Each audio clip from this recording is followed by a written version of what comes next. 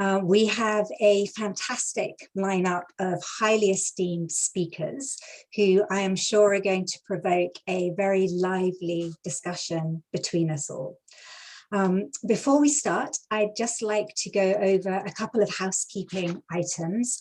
We kindly ask that you stay on mute throughout the presentations, but we would like you please to turn on your video if you wish. It's very difficult doing this open-ended working group virtually, and if we can see each other's faces, then at least we can connect in that way. So please do turn on your videos. We'd love to see your faces. After the panelists have spoken, we'll move to a question and answer session, and we'll take your questions in two ways. You can either type them in the chat box, or if you prefer, and I think we would prefer because we'd like to hear your voices as well as see your faces, if you use the raise your hand button, I will then call on you in order and invite you to take the floor to ask your question. I'll collect 3 or 4 questions at a time and then hand them back to the panelists to respond to. And finally, I'd just like to remind you all that we are recording this meeting, and it will be available after the event on the UNTV website. So please do go ahead and share that contact with all your networks as well afterwards. I think this side event will have meaning for all of us, particularly because throughout the pandemic, our ability to connect with others and feel that we belong in our communities has been severely restricted, particularly for those of us who have been subjected to discriminatory age-based measures that restrict our movement. And so for this reason, I'm particularly pleased that we are able to have this discussion as a side event here at the Open-Ended Working Group. And I think without any further ado, I'd like to introduce you to our first speaker, who is Kim Samuel, who is the founder of the Samuel Center for Social Connectedness. And you can read more about Kim in the chat box. We're going to put the bios of all of the speakers into the chat box when they start speaking. So welcome, Kim. The floor is yours. Good afternoon, everyone, and thank you, Bridget, for your kind introduction. I want to start by telling you about my father, Ernie Samuel. He was principled and fearless, kind of heart, and undaunted by challenge. At the beginning of 1997, he suffered a severe brain injury and fell into a 3-month coma. When he woke up, my family turned to his workplace insurance for help. We were appalled when the insurance company told my family that they would not consider rehabilitation because he had reached the age of 65. In their words, he was in his sunset years. What insurance would happily do was put him in a long-term care facility, a nursing home where he was expected to live out his days in a hospital bed with no hope of learning to navigate with the disabilities he had acquired and to regain his independence. My father's story prompted a new, powerful image in my mind. I began to see a person sitting all alone at the bottom of a well. This is social isolation. It's the deprivation of social connectedness, and its hallmarks are a lack of agency and a lack of choice. How incredibly lonely it must be to grow old in a society that gives up on you while you're still here.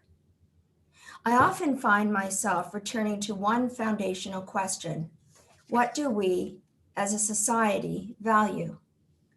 And sadly, through my father's experience and that of countless others, it's clear that society does not value older people very much at all. COVID-19 has laid bare our many failings on this front, but the devaluing of older people is not a new phenomenon brought on by this pandemic.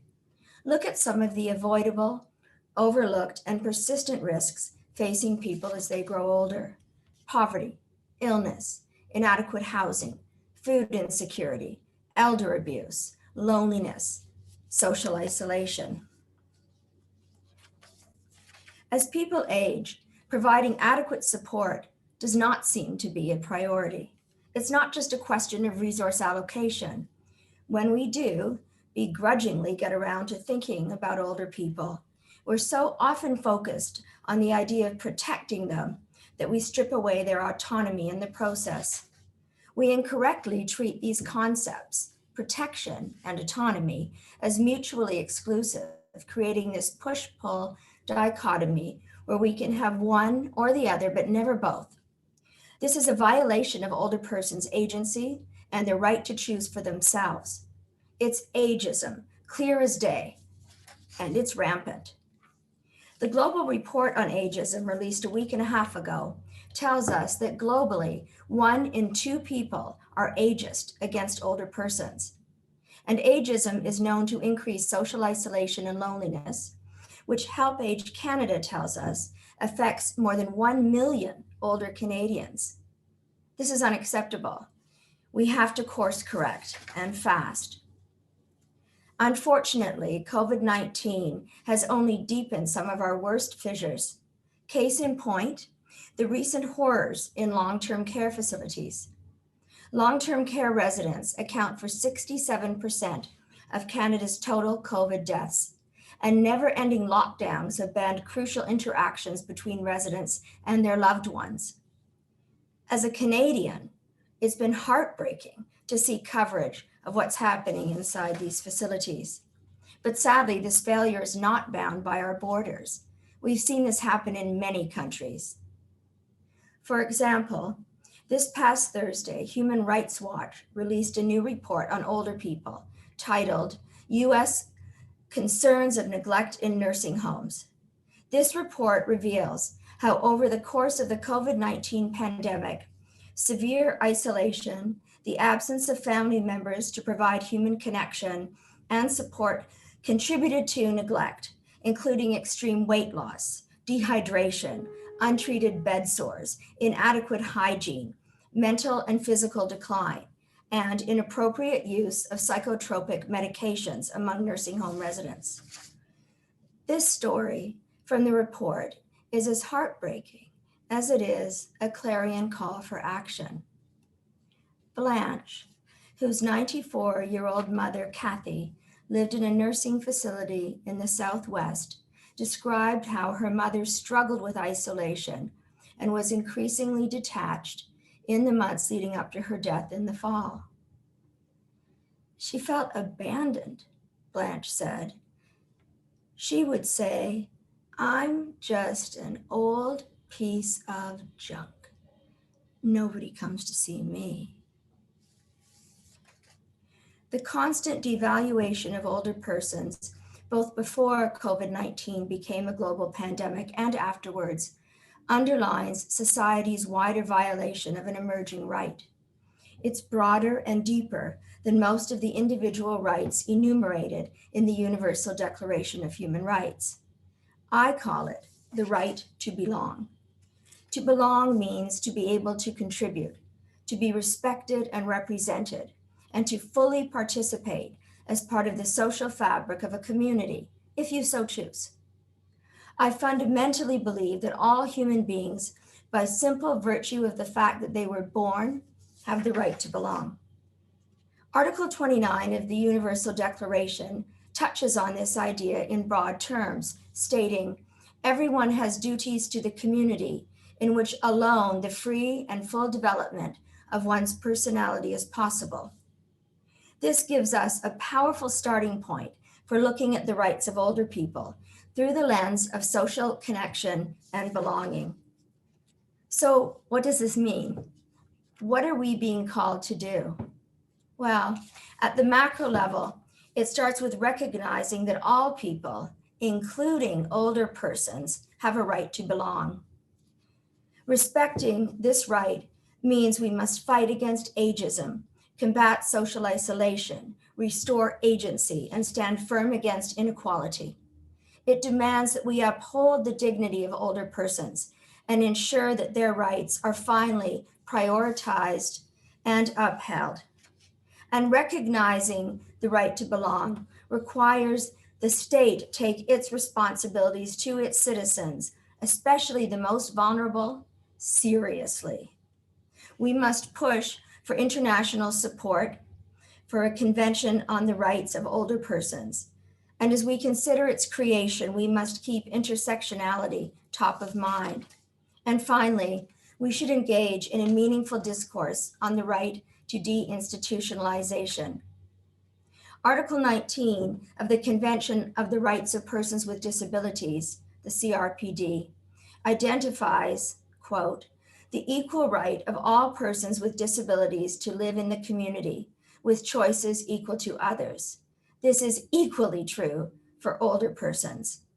When people are allowed to live their lives in their communities, as opposed to being placed in facilities, they retain a sense of social connectedness.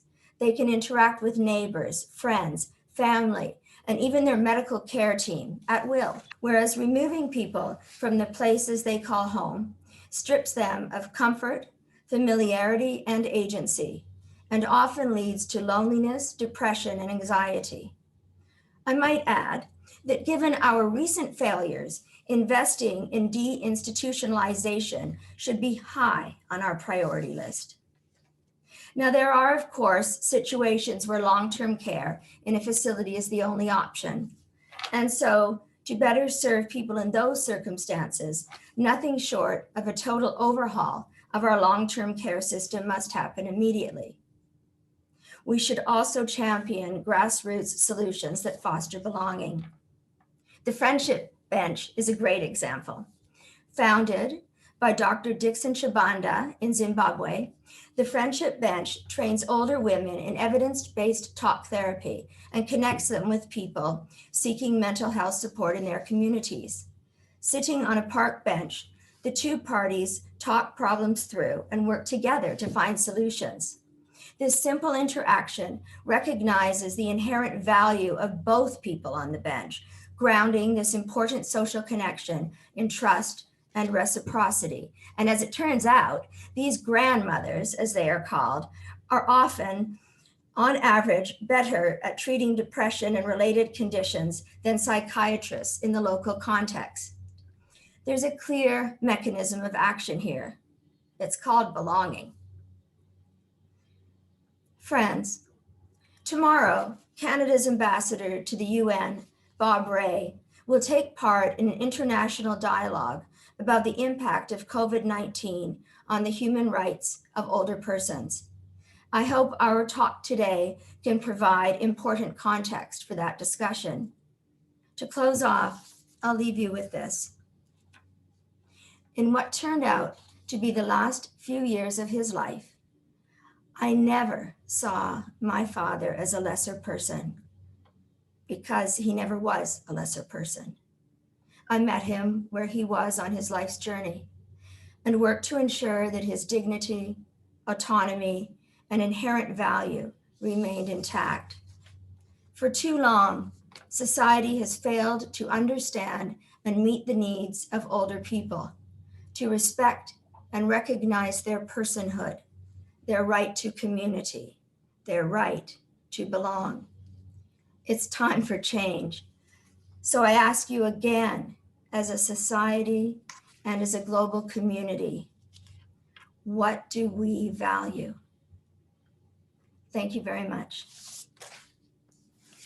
Thank you very much, Kim, for that very clear and thought-provoking overview of how we can frame social connectedness and belonging from a rights perspective in our older age. Thank you. Thank you. I'd now like to give the floor to our second speaker, Dr. Henry Xu, who is the Emeritus Professor of International Relations at the University of Oxford. Henry, the floor is yours. I want to compliment the concrete things that Kim just said by making two suggestions about our conceptual frameworks. First is about how rights accommodate change in general. Rights constitute a social compact in which the strong shield the weak, the able protect the vulnerable. This is why correlative duties are integral to rights. It's meaningless to say that the vulnerable have rights if the able don't have corresponding duties. Any given individual is likely to find over the course of her life that she's at sometimes one of the strong and at other times one of the weak, sometimes healthy, sometimes ill. We each put in our unpredictable stint as right holder and as duty bearer. So this is the first kind of change, the change between right holder and duty bearer, that's built into the nature of things and goes with the tides of fortune. A right takes the form of a protection of a vital interest against a standard threat. The most fundamental interests, for example, physical security against assault and material provision for basic subsistence, are largely unchanging, but at least some of the standard threats to each interest change over time. When a new standard threat arises, a new form of protection may be needed, but a call for a new form of protection is not a change in which rights there are. It's instead a change in which duties need to be implemented in order to block a new threat to the same old right. The change is in the effective duty, not in the right. Threats themselves change in multiple ways. First, a new threat may arrive, new physical threat. COVID-19 is the result of a new coronavirus migrating from another animal species into humans. It's in some respects the same as the causes of other pandemics like the 1918 flu, but it's also different in respects that call for new measures. Second, a threat, new or old, may arrive into a significantly different situation. Compared to 1918, many national populations contain a much higher percentage of older persons, and a higher percentage of whatever number of older persons there are may be living apart from their own families in closely confined situations like care homes. The vital interests that need protection may be mostly the same, but new duties need to be thought through with imagination. We don't need to defend new rights, but simply see that the same rights require radically new forms of protection. Third, threats can change because new technologies arise. The next presenter, Sharifa, will, I think, mention some important respects in which the digitalization of communications presents new threats, as well as respects in which it presents new ways of implementing rights. So technological change can both add threats and add some new forms of protection, even while the same fundamental rights remain.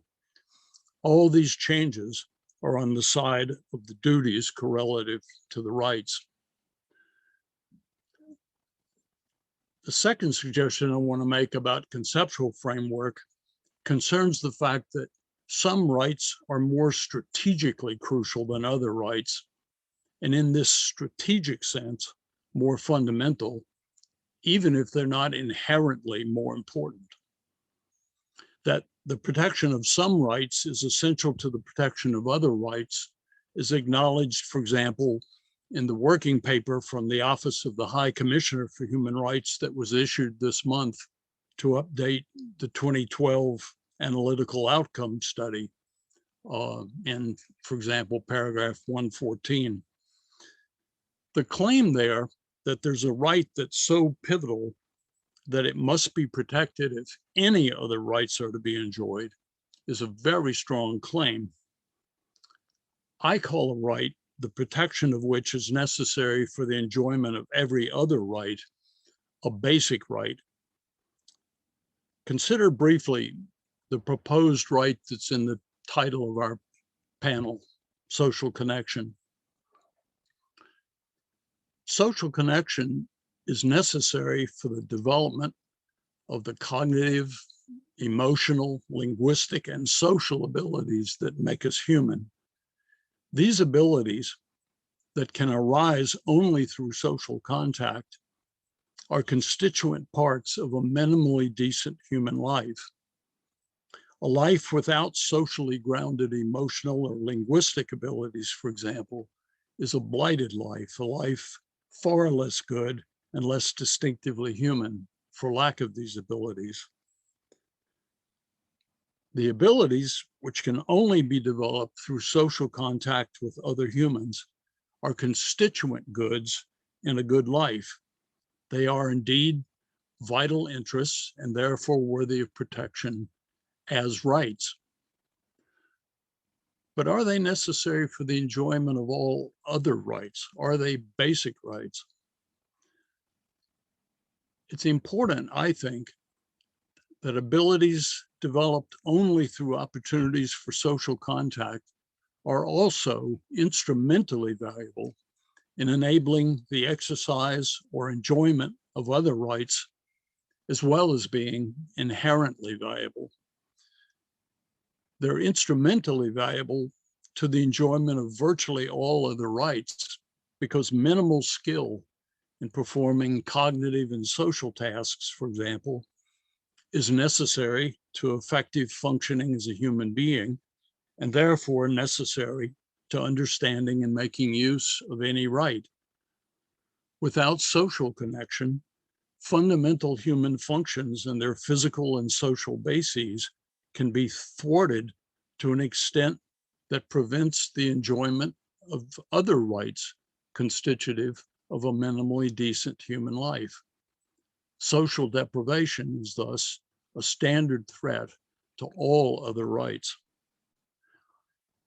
Someone who was genetically human and somehow managed to survive physically in the absence of all human social contact and opportunity for enculturation would fail for lack of any opportunity to learn to feel appropriate human emotions and develop normal human reactions, as well as failing to develop human language and other defining human characteristics, more or less like the purported feral children sometimes rumored to have been discovered being reared by a wolf, whatever the literal truth of such stories.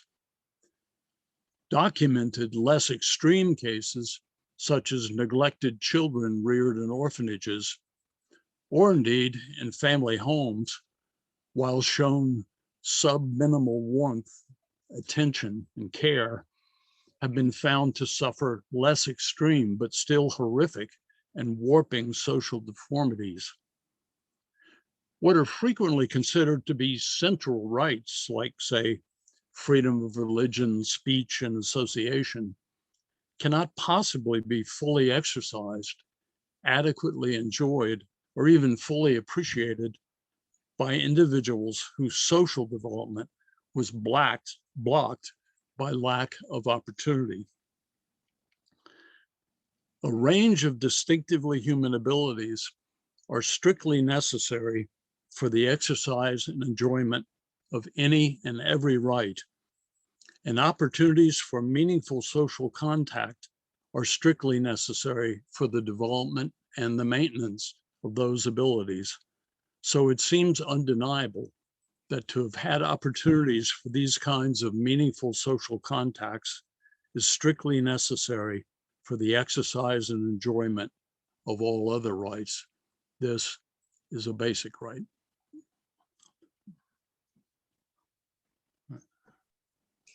Thank you very much, Henry. Thank you for taking a step back and taking us through the conceptualization of rights in this area as basic rights. I'm sure that that is going to provoke some very interesting questions. And I'd just like to remind the participants that if you wish to put a question in the chat box to Henry or Kim or to the other two panelists when they speak, please do, or else you can raise your hand when we've heard all the speakers and share your question with them at that stage. Thank you. I'd now like to turn to our third speaker, who is an associate professor in global health law at the University of Warwick, Dr. Sharifa Sekalala. And Sharifa, you have the floor. Thank you. So thank you very much for inviting me to speak at this. So I'm a global health lawyer and I know very little about older persons' rights, but it was really interesting for me to think about the ways in which that particular group had been impacted by the COVID-19 crisis. Because of course, I've spent lots of time thinking about groups who have been impacted disproportionately. And so it was a really lovely opportunity to just really think through some of these issues. So in my talk, I will focus largely on digital health. And the reason that I focus on digital health is because the COVID-19 crisis has accelerated global efforts to deliver digital health care. And many quarters, including the World Health Organization, have promoted this as a way of ensuring value-based health care in a bid to facilitate universal health coverage and also to aid post-pandemic recovery. So kind of thinking about life beyond the crisis. Because I work largely in the global south, one of those people who's really interested in the different ways in which we can deliver healthcare and also deliver universal health coverage. So universal health coverage helps all individuals to receive and communities to receive the health services that they need without suffering financial hardship. And it includes a full spectrum of essential quality health services from health promotion to prevention, treatment, rehabilitation, and palliative care. And I think I really needed to kind of think about the full range in order to think about the ways in which we had fallen short of this full range in the midst of the COVID-19 crisis. So we start off with this broad spectrum and end up with quite a limited range. The World Health Organization in 2018 acknowledged the potential of digital technologies to play a major role in improving public health. And the World Health Assembly also agreed that member states should prioritize the development of these digital technologies in health as a means of promoting universal health coverage in order to promote and advance the Sustainable Development Goals. And so if countries have decided to do this, in some ways, I want to really radically rethink the things that they should think about going forward in light of what we have learned within the context of the COVID-19 crisis. So Kim, at the beginning, had this really interesting talk about the ways in which people felt neglected or socially excluded. And we see this in the way in which these digital technologies worked. So one of the things that I think was radically different with this crisis was the use of artificial intelligence in a much more globalized way in order to respond to the crisis. We had varied artificial intelligence models which were being used in medical research fields such as testing, treatment, and now, of course, we see some of that in vaccinations. I'm going to focus on on one of the things that I think where we fell really short of the rights of older persons, and that was on epidemic modeling and forecasting, and the way in which I think it disproportionately impacted on the rights of older persons. So we had quite a wide range of epidemic forecasting models that became quite influential in the way in which we thought about the crisis. And it's now fairly recognized that this had serious consequences for the rights of older people. So these were often monodimensional, and they often modeled scenarios on the likely spread of infection. They relied a lot on the biological impacts of this possible infection. And the problem with them is that they used assumptions of eco-susceptibility and probability of death, which led then to countries enforcing society-wide lockdowns. These models, of course, then meant that we did not look at inequality in ways that mattered and didn't really think about the vulnerabilities of social groups to exposure, such as infection and death, in ways that were really context specific. So modeling is a blunt instrument, and using it in a one-dimensional way means that the ways in which societies create policies to reduce virus transmission may have a disproportionate impact on other social dimensions. So we have some really interesting work on the way in which some of these models failed to account, for instance, for the social determinants of health. And when they failed to do so, they failed to really think about the ways in which people lived, the impacts of some of the outcomes of extended lockdowns on people, especially marginalized groups, and older persons were some of these groups whose lives were really negatively affected, both in terms of their health, but also longer term implications of their well-being. So older people have faced multiple disadvantages from national lockdowns due to social inclusion, but also due to being cut off from societies. So Help Age has an amazing report that talks about some of these older people's experiences in being cut off from society. So due to some national lockdowns, some people were not allowed onto public transport. For instance, in the Philippines, they were asked to stay at home except for essential services. And this social inclusion is really hard to quantify within modeling activities. Because models also overemphasized age-based vulnerability, in many jurisdictions, this led to notions around herd immunity. So the idea that we needed to sacrifice some older people in order to get economies back up and running. And this turned out to be a flawed assumption, but it was really harmful and led to a wide-scale loss of life amongst these groups.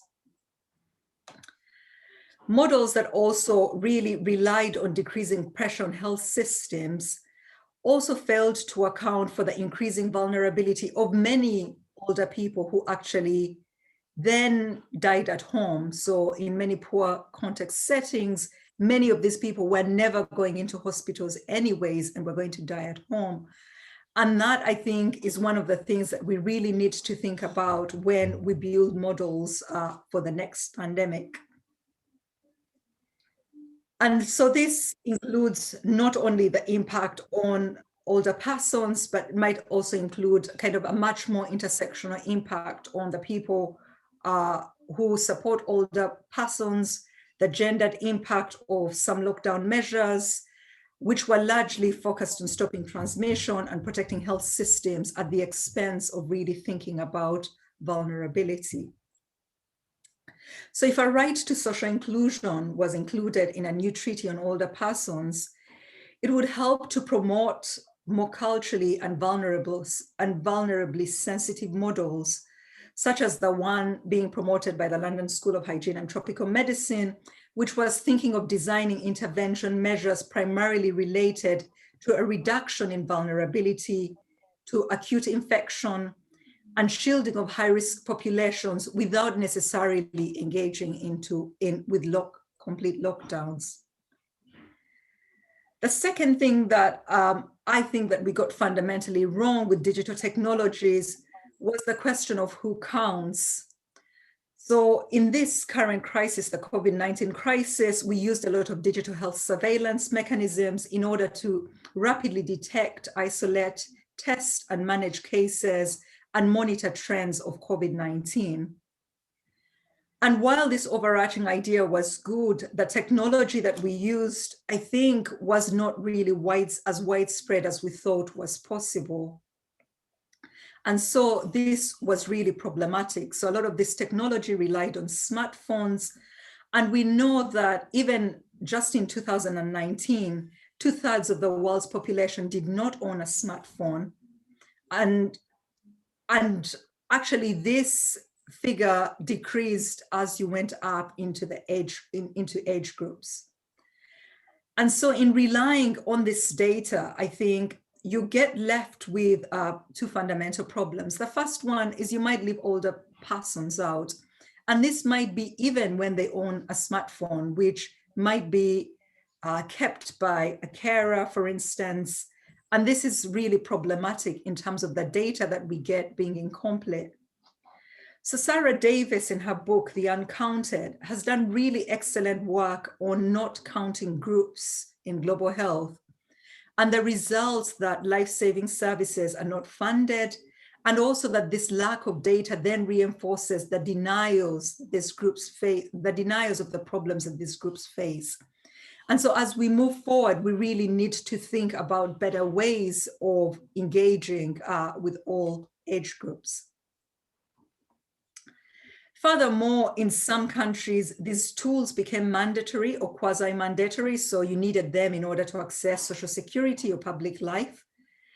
And because older persons are less likely to have these tools, this led to discrimination of those groups. Even when older people had these tools, such as contact tracing apps, there were some risks because they're really quite good at identifying age, race, ethnic groups, because their entire function is to stratify groups by demographics.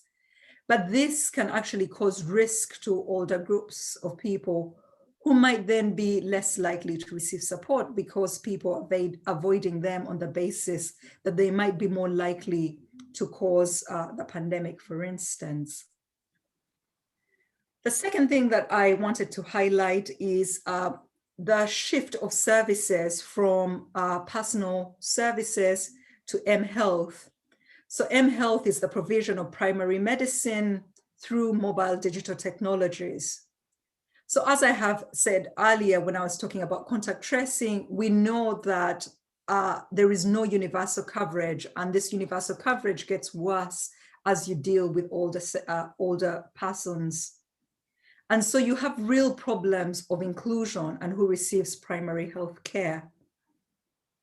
Additionally, we also know that these groups were also often at higher risk. And so you found that people were less likely when these technologies failed in order to give them care. So for instance, we know that models used to triage often left older persons at risk of receiving worse care due to do not resuscitate orders, being deprioritized for intensive health care. And as Kim talked about in the beginning, just that sense of being forgotten and not included in the ways in which we design healthcare within crisis. So all these really point to a severe lack of inclusion of older persons in the way in which digital tools not only were designed, but also in the way in which they worked in practice. The second thing that I found interesting when thinking about some of these tools was thinking about the notion of cultural norms of caring and what they give and what they take away. So on the one hand, you could give some care within a crisis, however little that might be. But if we think about the context of care as social inclusion, as what kind of care we want, especially when we think about kind of culturally diverse care, then contact becomes a huge and essential part of this healthcare. And if we go online and we want to remain online, so it's one thing to go online for a crisis, but there are now suggestions that it worked so well and so we will remain online. Is this the kind of culturally appropriate care that we want, that really creates those social bonds with older persons within communities? Have we consulted and engaged with older people in the provision of this long-term care as we go on from this crisis? And I think before I get to my last point, the last thing that I wanted to talk about was the propagation of tools. So we have multiple tools now for different things. And I think that that in itself is really exclusionary to lots of older persons who are having to deal with this onslaught of digital tools. And I think what makes it really problematic is that in some ways these are lovely, they're really innovative, so we can do different things with medicine, but we're not quite sure that they work. And I think that that's a really problematic thing when we're designing healthcare systems. And so, for instance, we know from contact tracing apps that although about 49 countries have used them, the data is not quite clear about their effect. And so we must think carefully about the multitude of digital tools that we are putting out within healthcare systems, both within the crisis, but going on post-crisis. My last point really in thinking about this was the rationale of digitization. So digitization, especially within universal health coverage, has been really thought of as value-based healthcare. And so it goes back to kind of what we value. So who has value in our society? So if we cannot reach them, are we saying that they have no value? And that should really make us rethink the kind of societies that we live in. And what impacts does this have on the provision of social-based care? So we know, for instance, that there have been lots of studies that have dealt with the way in which societies deal with the question of value within health. So we've had the quality adjusted life years, which really are based on productivity and really chime in very well with Kim's talk around people being valued for being productive. And so if we go in with a rationale of thinking about digital tools as things that add value, then in some ways we might really do a lot of harm to older persons, both in terms of their health outcomes, but also in terms of really not thinking through social inclusion in the way in which we deliver healthcare. Thank you very much, Sharifa. That was fascinating, and I think draw our attention to an area of rights in our older age that are being threatened in responses to the pandemic that certainly I haven't been in discussions about the use of digital tools and how they are designed and how they really are threatening our rights in older age in this way. Thank you. It now leaves me to introduce our fourth and final speaker, Dr. Kimberly Brownlee, who is the Canada Research Chair in Ethics and Political and Social Philosophy at the University of British Columbia. Kimberly, over to you. Thank you very much, Bridget.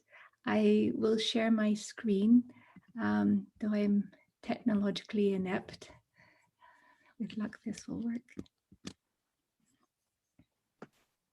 Okay, so the themes that this panel is discussing, they align with 4 messages that the UN Secretary General identified in a report produced last May on the impact of COVID on older persons. And those 4 messages are worth flagging here. First, that no person, young or old, is expendable. Second, that while we're physically distancing, we mustn't forget that we are one community and we all belong to each other. The third, that responses must take the needs of older persons fully into account. And the fourth, that we mustn't treat older persons as invisible or powerless. And that last point, Kim has already flagged, and it's a feeling that many older people identified before the pandemic, this feeling of living on Lonely Street. There's a BBC documentary, The Age of Loneliness, which interviews a woman named Olive, who's 95, and she has children, grandchildren, great-grandchildren, and she finds it a mystery that she lives on Lonely Street, that she waits alone in her room in a residential facility, waiting for the staff to visit her. And the ideas that Henry fleshed out in terms of the fundamental importance of our social needs, there's a growing body of evidence in social psychology and social neuroscience, which shows that our social needs are needs with a capital N. And Matthew Lieberman, he says Maslow got it wrong, that we should in fact invert the pyramid, and our social needs should be among the needs we put at the bottom level, the most foundational level. And indeed, it's not just when we're infants that our social needs are needs with a capital N. We all experience moments of acute vulnerability and dependency during our lives, becoming ill, becoming injured, giving birth, facing the loss of a loved one, growing older. These are times when we deeply need other people in order to meet our survival needs. And our social needs have force in their own right, not just strategically or instrumentally. There's some work by the social psychologist Barbara Fredrickson that shows we have a deep need for micro moments of connection.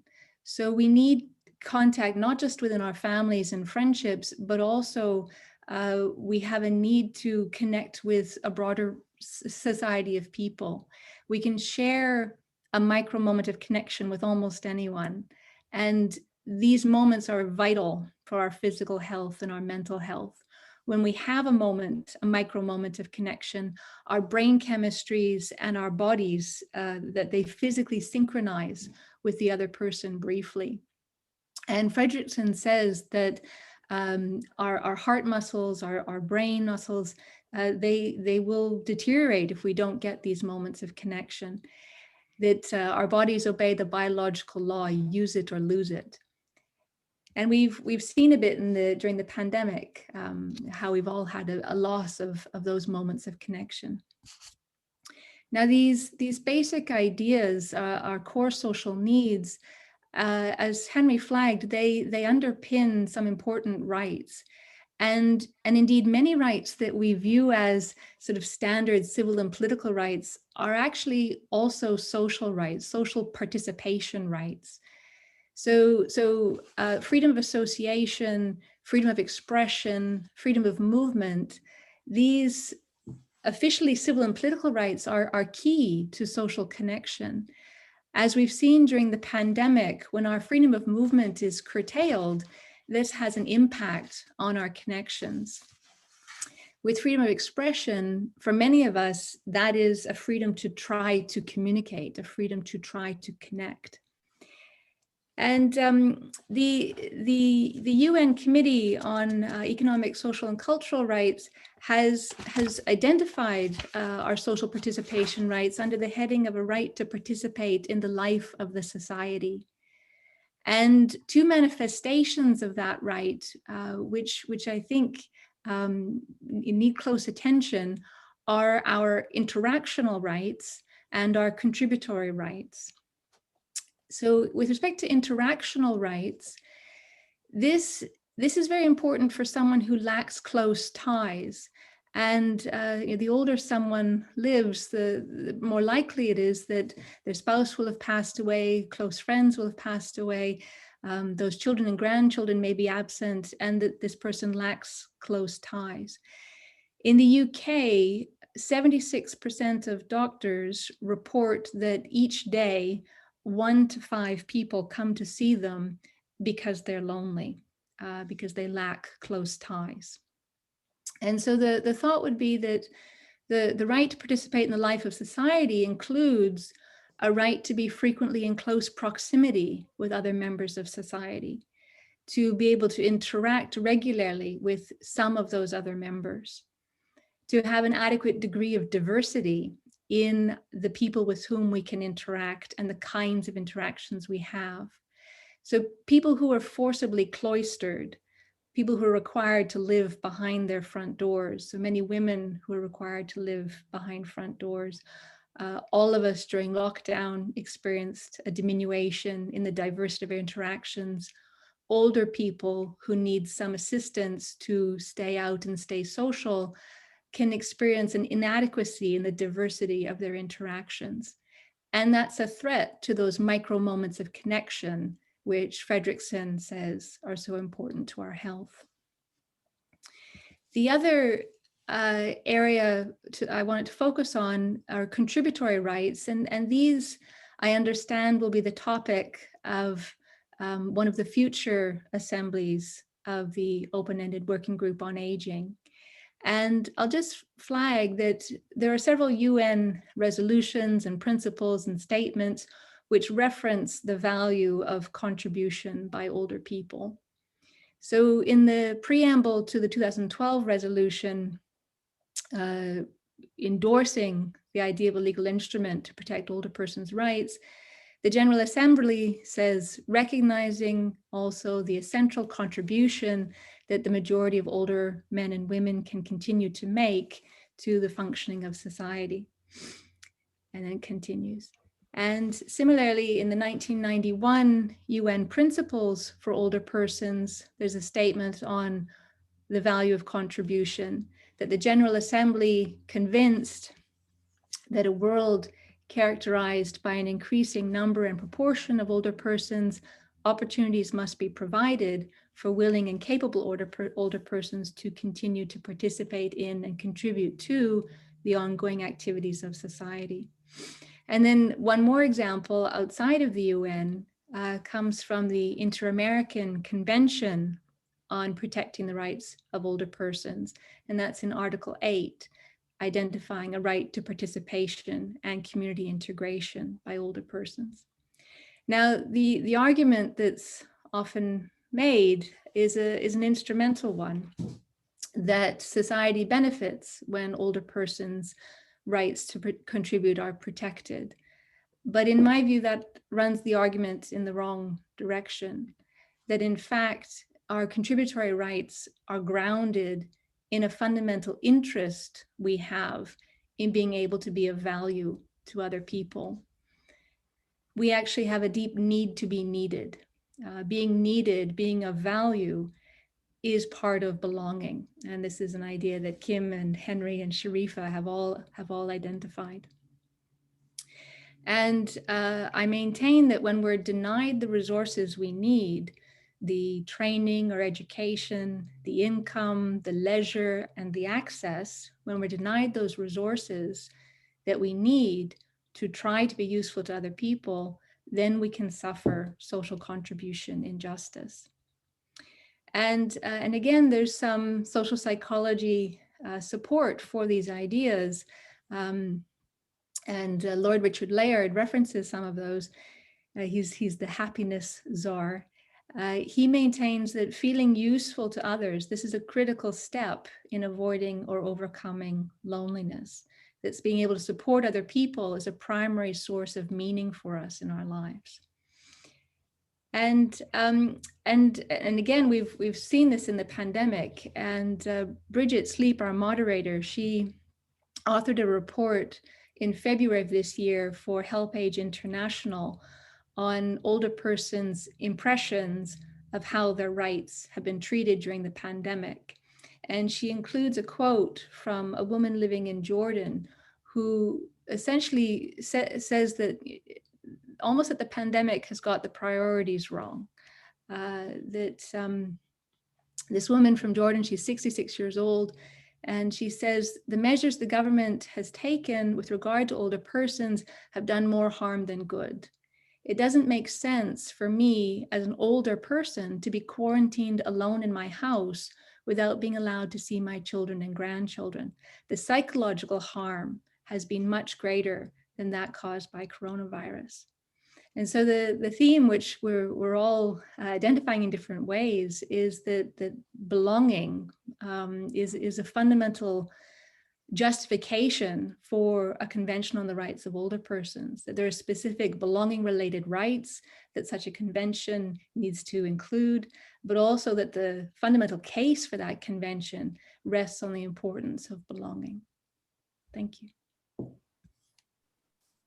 Thank you very much, Kimberly. I think for introducing many of us to the new sort of conceptualization of social contribution in justice and flipping that argument that we have, as you say, the instrumental argument around contribution, and flipping that on its head so that we can see it much more from a rights perspective. I think that that's invaluable. Thank you. And a fitting way to draw a conclusion, I think, to the very diverse perspectives and that you have all brought as speakers. Thank you very, very much, coming from your different disciplines. And now it's the turn of all of the participants. So I hope that you have your questions ready.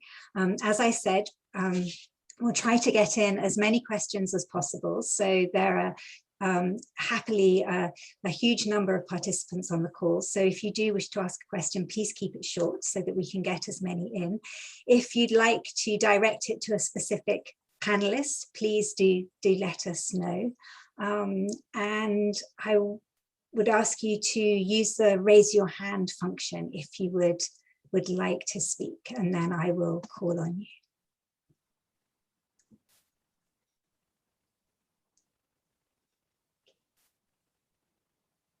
Okay, we don't have any hands raised at the moment. So I did see that some people did put a couple of questions in the chat. I don't know whether you want to raise them in person. Feel free to do so.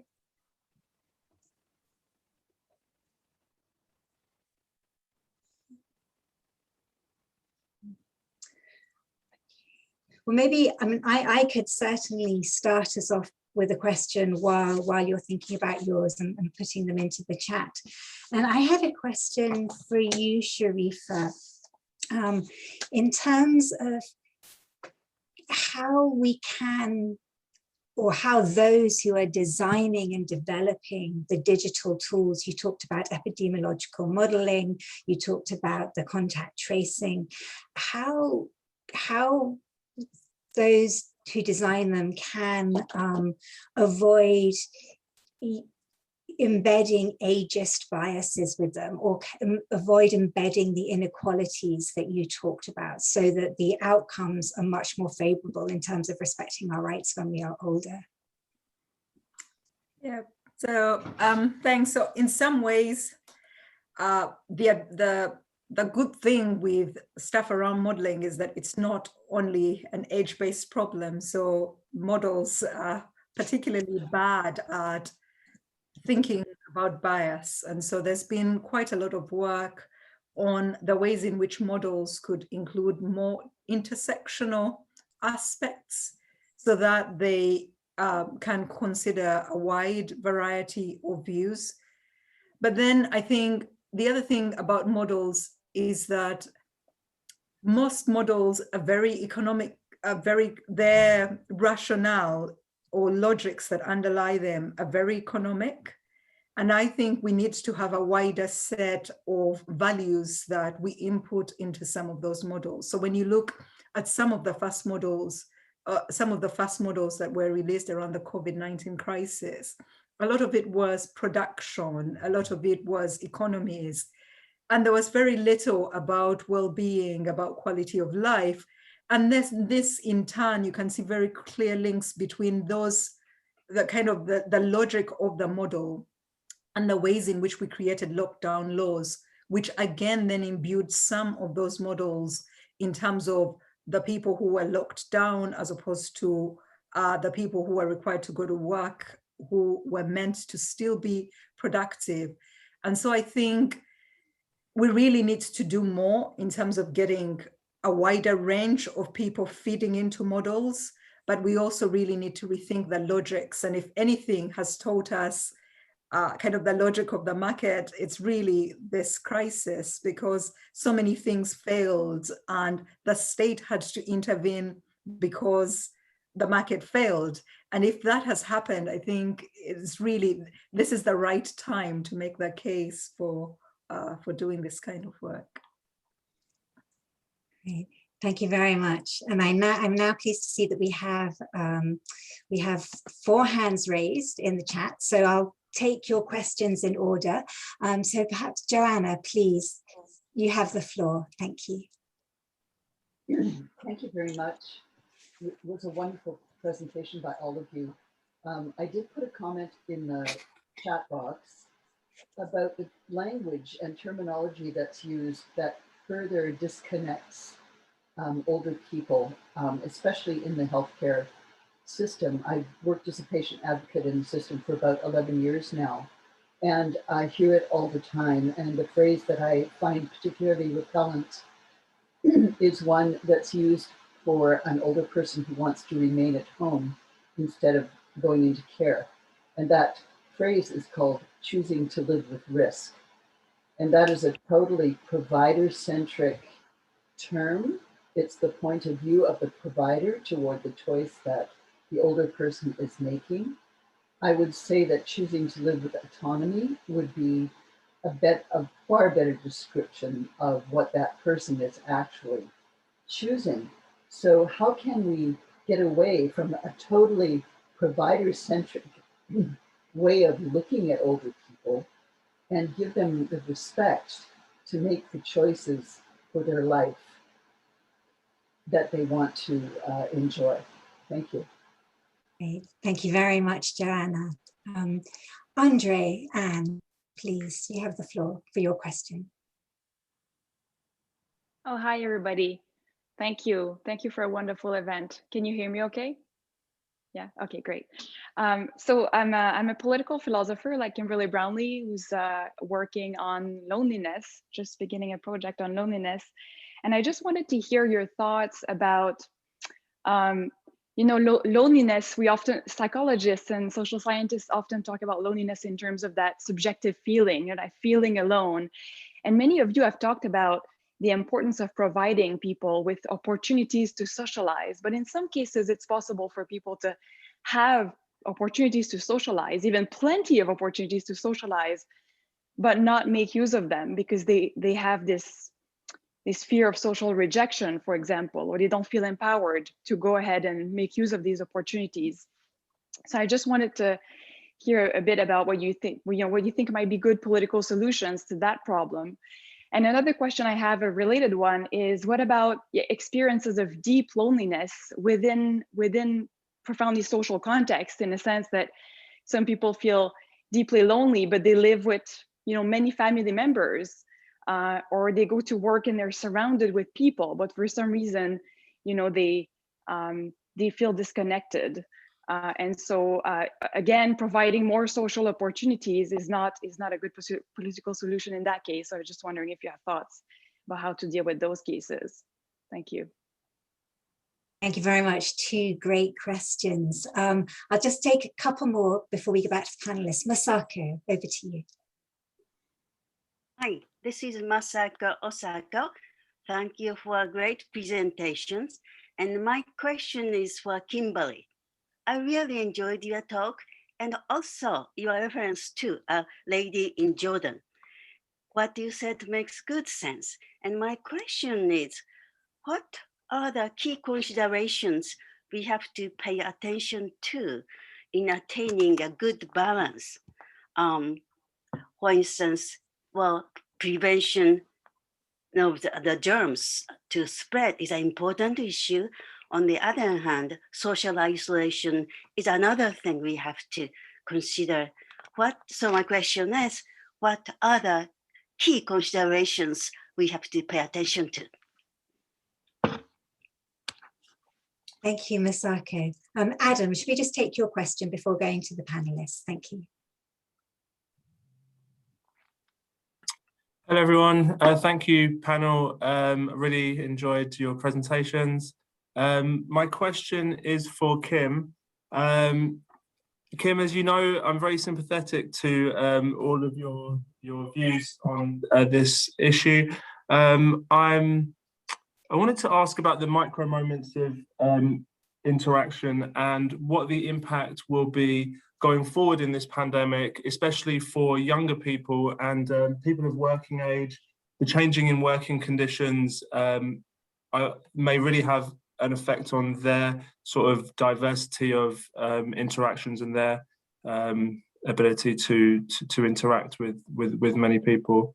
And I just wondered what your thoughts were on that. And I hope you're well in Canada. Thank you. Okay. Thank you for those questions. Perhaps, Kimberly, would you like to kick us off with your responses, and then we'll bring in the other panelists. Thank you. Thank you, Bridget. Thank you for those lovely questions.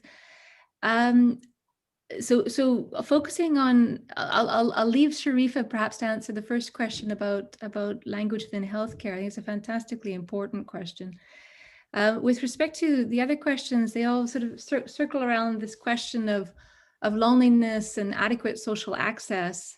And one thing to flag with respect to loneliness is that we actually don't have a right not to be lonely or not to feel lonely. If we do take the prevailing psychologist definition of loneliness in terms of subjective perception, we don't have a right that our perceptions be a certain way. In the same way that we don't have a right to be healthy. We have a right to have health, a right to have adequate access to health care, but we sort of beyond the possible to guarantee that we will all be actually healthy. So you can focus on weak social connections, you can focus on insufficient access, and that I think leads to the question of how do we prioritize? When we have a pandemic and threat to life, how do we weigh the value of social connection against that? And I think life comes first, but you have to mitigate the impact. So a doctor in Toronto was pushing for patients to have tablets so that they could at least see family when they were extremely ill or passing away. So the no visitor rules made sense, but you have to mitigate the impact. When someone is contagious, it doesn't mean they're contagious to everyone. Someone who has had the disease and is now immune is not going to be threatened by exposure. And so that can be built into lockdowns. Instead of it being blankets, you can pay attention to the nuances. I'll stop there just because there's other people to speak, but thank you for the questions. Thank you, Kimberly. Sharifa, would you like to come in on the question about? I'd actually kind of say something about that. So there's also autonomy. So I think that people can choose, just like people can choose whether to take treatment or not. There must be some give within the system where people choose.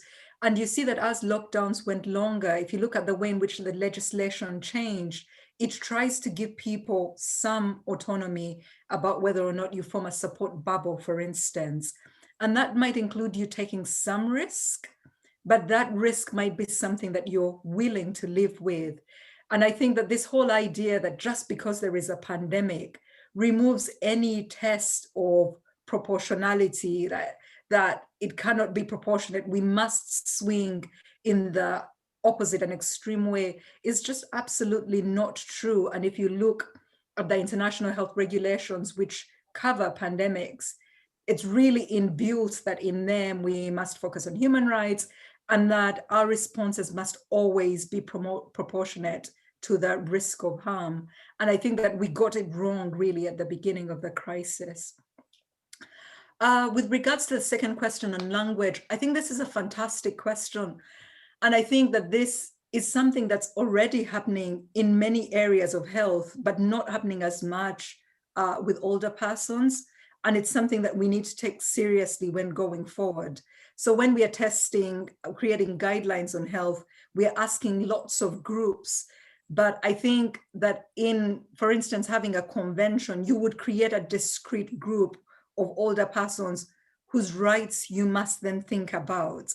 And that's what we are missing. So at the moment, we kind of think about all the other perhaps protected characteristics, and we might not with older persons because the protections for them in some jurisdictions are not quite full. So you might have them in some jurisdictions, but not in others. And also in some legal systems which kind of venerate age, but not in others. And therefore, the input that they have in designing guidelines, in designing technology, in designing public policy is quite limited. And I think that's one of the things that we can take on from this crisis, is that there's just really much more scope to get a wider range of groups involved in order to really have that intersectional response that we need.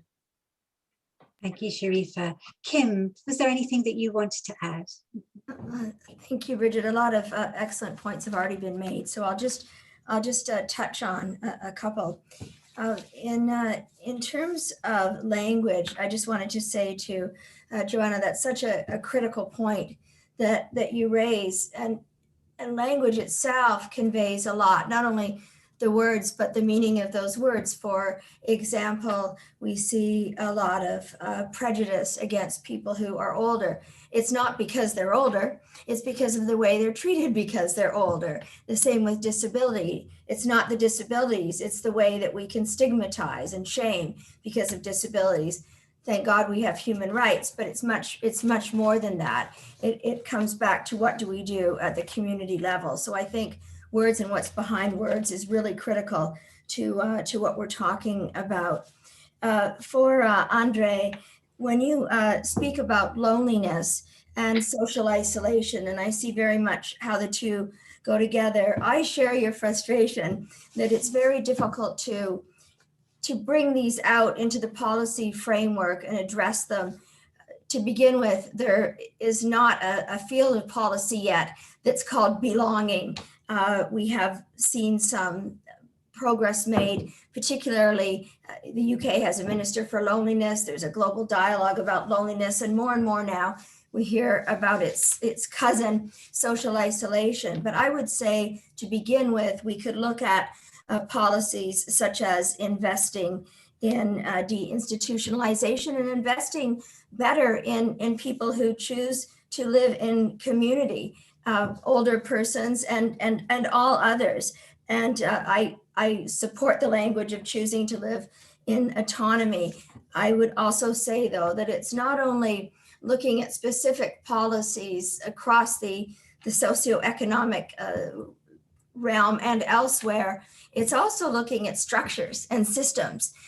The way that we systematize people in healthcare would be a really good place to start. And until we look at changing systems and structures that don't work, I think it's going to be very hard to bring in policies, as good as they may be, if they aren't being enforced. And last to say is that in terms of micro moments and youth, I know, Adam, you spoke to Kimberly as Kim, but I actually wanted to respond myself on this, which is that we've learned, and there's so much data to support it, that in the COVID pandemic, younger people more than any other group are experiencing huge levels of isolation and mental health crises. And so that when we look at these micro moments, and to look at them being denied, we can look at what happens when people are kept away from one another. Sometimes that becomes the greater pandemic, the fallout of that. Thank you. Thank you very much, Kim. I fear we're coming right to the end of our session, but Henry, I wanted to give you a final opportunity if there's anything you wanted to add in response to the questions and the comments made. There was a question specifically to me on the chat that didn't get asked orally. Maybe I can just quickly. It was, given how rigid systems of rights tend to be, how do we introduce any flexibility of the kind I was advocating? And did I have any suggestions? The truth is I don't have a really good suggestion, but I do think that this distinction between the rights and the duties can actually help us here. We want the rights to be entrenched and firm. Many people think of them as natural or God-given, and so we don't want people saying, well, last year we had this right, but now this year we need this other right. On the other hand, we really do need constantly to be flexible and imaginative. And I think one way to do that is to say, right, the fundamental vital interests are still the same, but now we have a new situation. Now we have a new technology. Now we have a new threat. And so we need different measures. And so we have to somehow keep insisting that the rights aren't going anywhere, but that the way we implement them and deal with them has to constantly be modified. Thank you very much, and apologies for not picking up that question in the chat. I saw there was one other right at the end about how to improve older people in rural areas access to digital technology, but I think that might be one that we have to leave for another day, and I'm sure that it will get picked up in the discussions over the rest of the open-ended working group. It just leaves me now to thank you, the speakers, for your fascinating and thought-provoking perspectives. I'm sure that everyone, myself included, have taken a lot away from this, and sets us up really well, I think, for the discussion on COVID-19 and the rights of older people tomorrow in the plenary session. So thank you all very much. And thank you to the participants who have joined us. It's been great to see you, to see your faces, and I hope that we can stay connected after this event. So thank you all very much. Thank you and goodbye. Thank you.